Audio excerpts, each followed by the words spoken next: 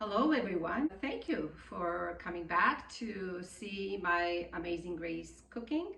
Today we're going to make two different dishes. One is meatballs and the other one is bread balls.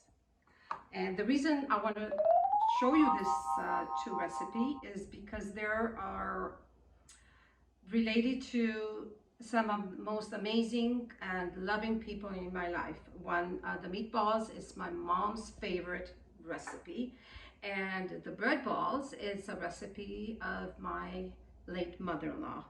So we're going to start with the meatballs first, and what we need is a pound of ground meat. This is veal and pork. It could be all beef, it's all up to you. It could also be chicken, grounded chicken, grounded turkey, but this I want to show you the original. So with 1 pound of ground meat, what we need is 1 egg.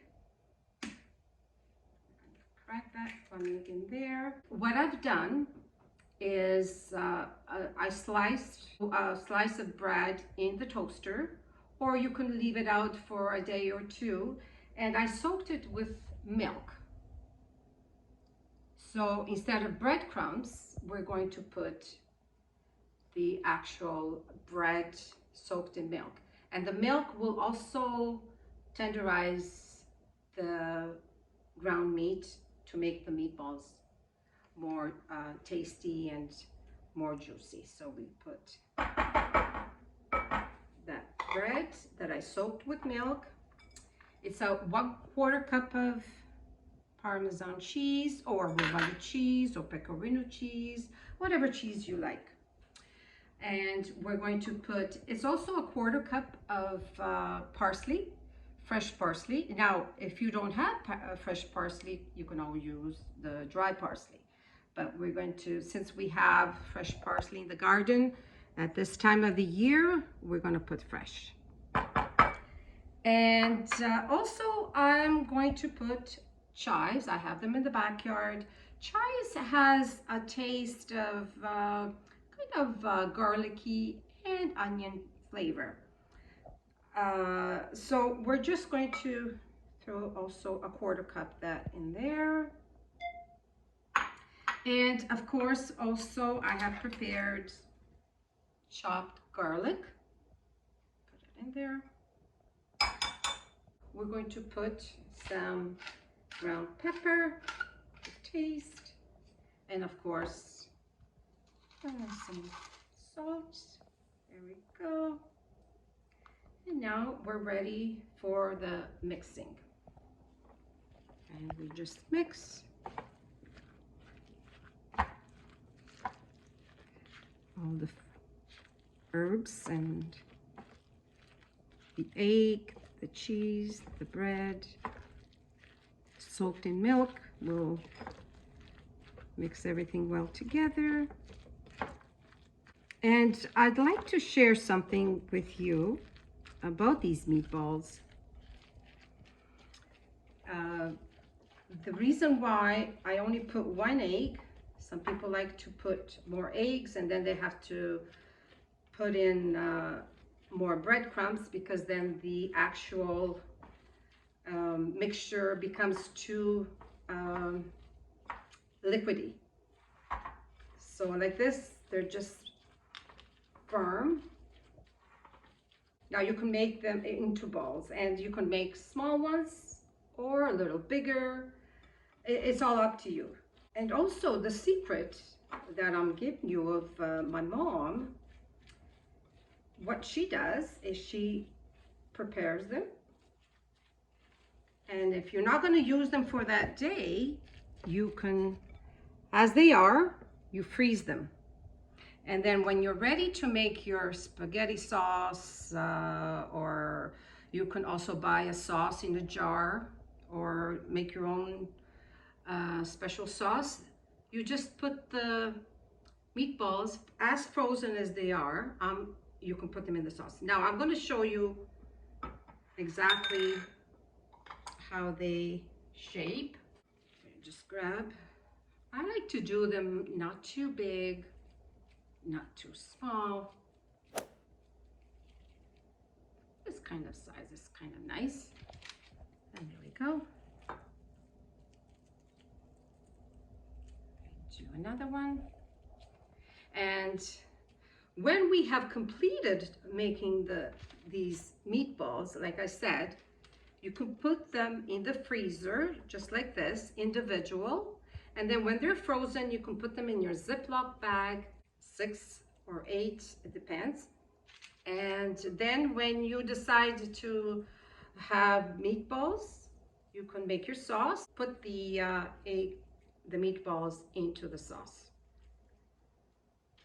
without frying. We're trying to eliminate the frying because a lot of people, you know, they watch their diet and they feel like, oh no, the frying, it's no good. And so this is perfect for just for that reason. And here we go. And we can do this.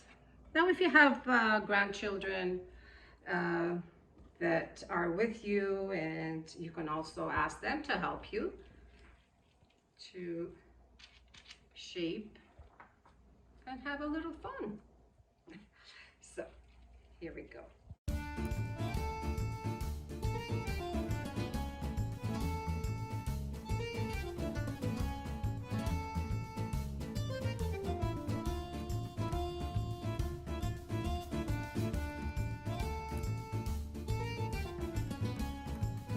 They look amazing and they will taste amazing because it's a recipe that's been passed on in generation, and I like to share that so that you are able to also make them, and they're easy. That's what I like about some of these recipes. So we have 16. Now we finished the meatballs. Now you can get the tray and put it, if you have those big freezers, you can put them in. If you have some unexpected guest or someone, a family member calls you and says, hey, Grace, I'm coming over. You know, we're gonna come over for lunch, or your kids or your grandchildren, they crave for pasta and meatballs or spaghetti and meatballs. So doesn't take long. You prepare your sauce. 15 minutes after you get your meatballs, pour them in and let them cook for a good 45 minutes with the sauce, and you have your meatballs. And then you can serve with the pasta or spaghetti or whatever pasta that you like. So I'm going to show you the finished look because I have made them before, and here they are, frozen, and they're frozen. And as you can see, now we're going to make the meatless bread balls for a lot of vegetarians that you don't want the meat. So this is also a good easy dish always. Now what I've done here, I've soaked leftover bread. This is ciabatta, and I soaked 2 of these ciabattas, and they have to be like maybe a couple of days or a day and a half old. You leave them out, and then you just cut them and soak them with water, and then you squeeze. You soak them for, you're probably wondering how long, about 20 minutes to half an hour.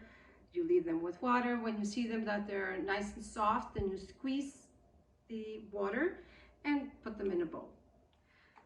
As you can see, the ingredients are also here. They're very similar to the ingredients of the meatballs. So we put the cheese, a 1/4 cup of cheese, Parmesan cheese, parsley,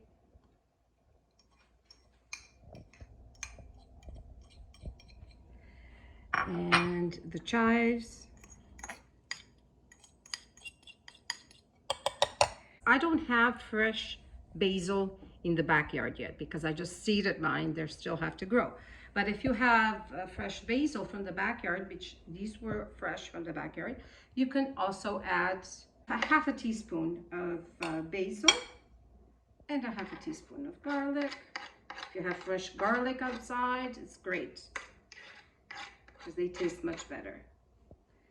And now we can crack. I would go with try 2. And then if we need the other one, we can always add it. Now these, we have to fry them. You can also make a sauce and put them in the sauce. They used to be my father-in-law's favorite when my mother-in-law was alive, and he's gone too. But I remember him saying, "Oh, can you make some of the bread balls today for me?" And so I remember during this time, you know, and I thought it would be great to keep these memories alive because they're special, and it makes me happy, and I'm sure they'll feel happy where they are. I'm going to add another egg. Okay, and also some pepper and some salt. Beautiful. Now you can also grate, as being a vegetarian, you can grate a zucchini in there. That would be great. Now, as you can see, it comes like a little soft, not too watery, but it's perfect. Now we're going to fry these. Just we get a spoon and you just spoon them and fry it. Put your vegetable oil or canola oil.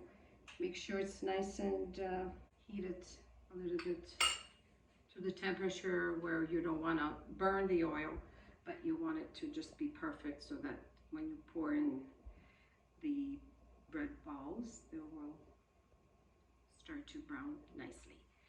Okay, so I have everything ready here. I'm going to put some paper towel, sort of absorbs some of the oil. There we go. And if you come around, you can see, so you just shape them like this. They don't have to be round like the meatballs because the actual mixture is a little softer. And as you can see, there's one.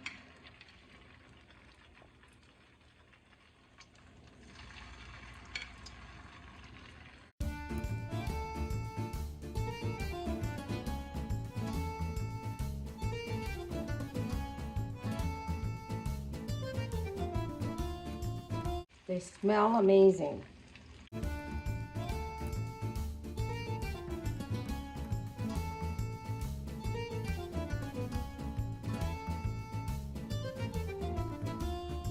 Okay.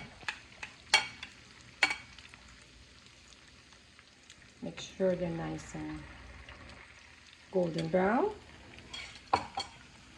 Just wait another minute and then we can start turning them. Also, these bread balls, they're amazing for snacking. A lot of the time the children, okay, well, now there's no school, but you know, when they come from school or they get hungry for a snack, instead of giving them chips, you can give these to eat and they're great.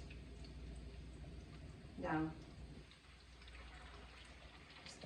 I have to brown a little bit more, give it another minute. Especially if you add veggies in there, because a lot of the time the children, especially the toddlers, they don't like a lot of vegetables. And you can grate also amazing a cooked broccoli. You can put broccoli in there, grate it and put it in there. So here we go. As you can see, it starts starting to brown a bit. Or like I said, once you're done, you can also make your sauce, your tomato sauce, and just put them in. They'll grow and they'll become like a nice spongy bread ball where you're gonna feel like you're in heaven because of the lightness and the flavor of all the herbs that we put in here. It'll be just amazing. And they're shaped, yeah, a little bit oval, a little bit, it doesn't have to be perfect.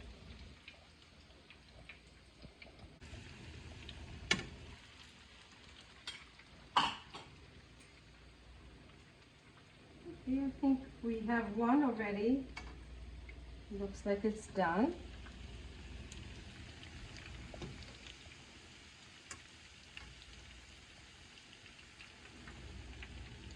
And we can take it out. There we go.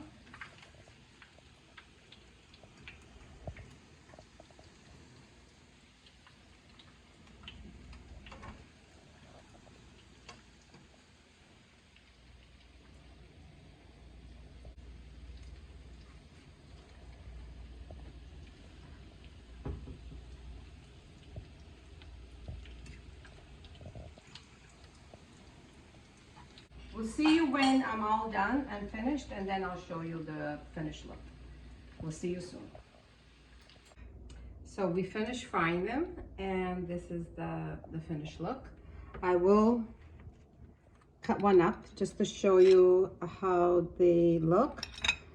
And so they're very crispy on the outside, as you can hear, and soft in the inside. And they're amazing. Now, I just wanted to share with you that how simple it is. When you learn the basic of cooking, then you'll amaze yourself how well you can do. And simple, and creating your own ideas and your own cooking. We all have a special talent in ourselves. We have a hidden talent that we don't know till we actually try. And this is what I would like you to learn, just as I did from my mother and my mother-in-law. And I hope to see you the next cooking show, and then we can share other memories and amazing cooking.